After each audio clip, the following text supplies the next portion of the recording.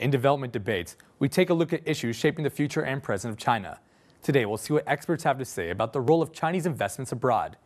China has been making pushes to increase its soft power presence around the world. This would mean that they're trying to create a positive image of the country abroad. Part of doing this involves keeping a vague and non-invasive approach to areas of conflict.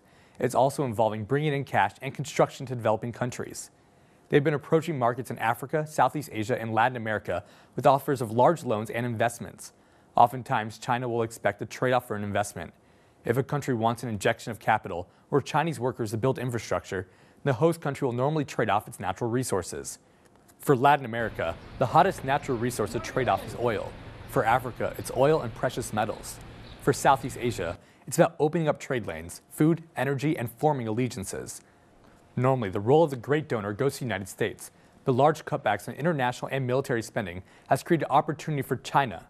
The most notable and probably embarrassing example was at the APEC summit. Obama couldn't show up to the event due to the U.S. government shutdown, which gave Xi Jinping a larger platform. The APEC event gave Xi a platform to announce plans to expand investments in foreign countries.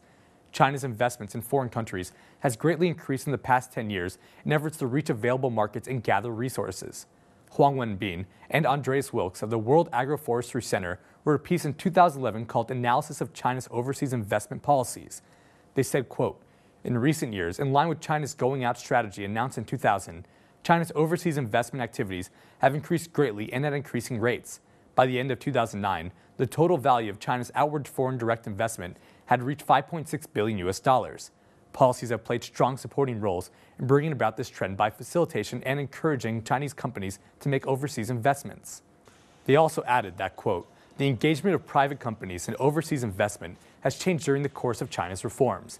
The company's characteristics and operating environment combine with China's policies to contribute to explain their increasing role exploring overseas markets."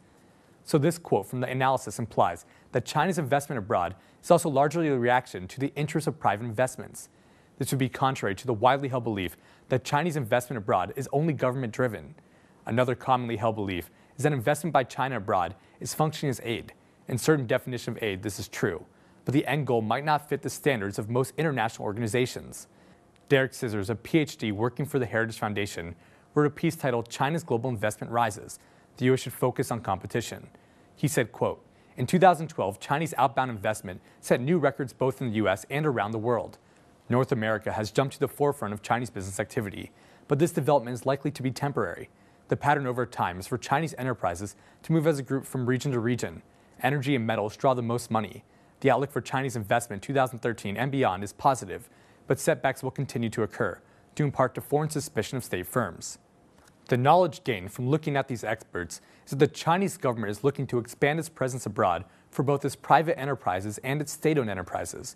These companies can also function in resource accumulation, particularly energy, where China has its most imminent demands. While some might believe that China is buying up the world's resources and replacing the role of the U.S., to be wiser, look at the numbers and realize that growing market share doesn't mean the entire market share.